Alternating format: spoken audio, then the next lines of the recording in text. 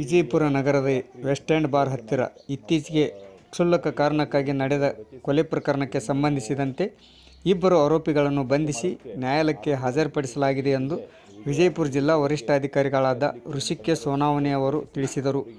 ಮಾಧ್ಯಮಗಳ ಜೊತೆ ಮಾತನಾಡಿ, ಆರೋಪಿತರಾದ ವಿಜಯ್ ಹಾಗೂ ಲಕ್ಷ್ಮಣ್ ಸದ್ಯ ನ್ಯಾಯಾಂಗ ಬಂಧನದಲ್ಲಿದ್ದಾರೆ.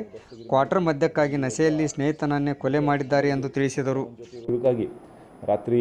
ಅದೇ ರಾತ್ರಿ ಥ್ರೂಔಟ್ ದ ನೈಟ್ ನಾವು ಬಹಳ ಚುರುಕಾಗಿ ಒಂದು ತಂಡವನ್ನು ರಚಿಸಿ ಇದನ್ನು